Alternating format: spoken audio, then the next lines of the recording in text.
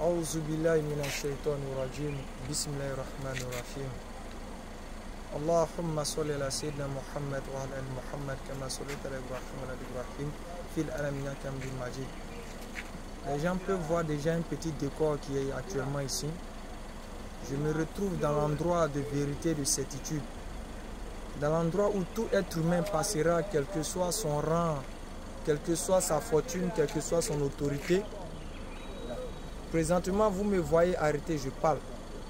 Mais il arrivera un jour où je ne parlerai plus comme ceux qui étaient un jour sur cette terre et qui parlaient. Présentement, vous me voyez habillé. Il arrivera un jour où je ne pourrai plus moi-même me vêtir comme ceux qui étaient ici, s'habillaient et aujourd'hui ils ont été habillés par d'autres personnes. Pour le moment, vous me voyez arrêter, comme on peut le dire, souvent il est beau, il est chic, il est intéressant. Mais il arrivera un moment où vous verrez que je n'aurai plus droit à pouvoir m'habiller moi-même, à pouvoir me laver moi-même, à pouvoir parler si je peux dire moi-même, on parlera à ma place. Ces personnes que vous voyez ici ont vécu ce même temps que nous. Ils ont été dans des véhicules comme nous, des véhicules comme ça, comme nous. Ils sont venus accompagner leurs parents décédés un jour. C'est comme ça, eux aussi, ils sont venus les accompagner. Pour le moment, nous sommes dans des conforts que nous pensons que cela est éternel. Mais cela ne restera pas éternel. Comme Allah l'a dit, Kullu nafsi za'iqatul maut. Mon frère, tu prépares quoi? Quelle que soit l'obstination que tu feras, je dis bien, quelle que soit l'obstination que tu feras, ou la désobéissance que tu persisteras, tôt ou tard, on parlera de toi au passé. Et quand on parlera de toi au passé, tu retourneras vers celui qui a fait que tu as été conçu dans le ventre de ta mère pendant 9 mois, qui t'a surveillé, qui t'a nourri, qui t'a fait respirer et qui t'a fait sortir le ventre de ta mère. Pouvons-nous douter que Dieu n'existe pas?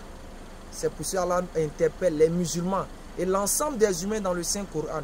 À la sourate Waqi, à la sourate 56, il dit, si réellement nous croyons que nous n'allons pas être jugés, si réellement l'être humain a cette certitude qui peut taper sa porte, qui ne va pas être jugé, il dit, il nous lance ce défi. Dieu lance ce défi à tous les humains sans exception. Il dit, si vous croyez que vous n'allez pas être jugés, ceux qui sont morts actuellement. Il dit, pour qu'on puisse savoir que nous n'allons pas être jugés, il dit, ceux qui sont morts actuellement comme ça, on peut les ramener à la vie. Ya, famille, combien est-ce que nous pouvons ramener ceux qui sont partis à la vie? Alors que c'est la condition pour que nous ne puissions pas être jugés.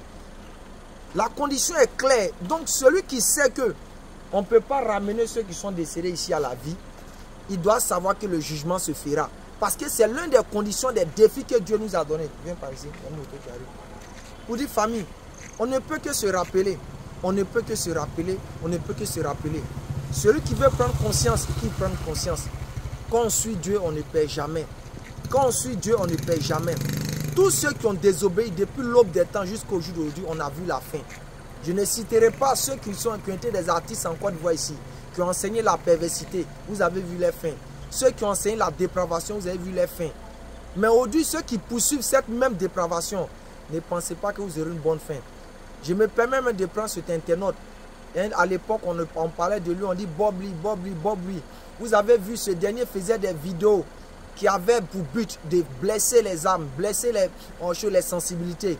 Aujourd'hui, on en est où? On ne sait même pas s'il a existé. D'autres même ne savent même pas qu'il y a eu un tel personnage qui a pu, on peut dans le entre griffes, remuer la toile. C'est comme ça la vie d'ici-bas est.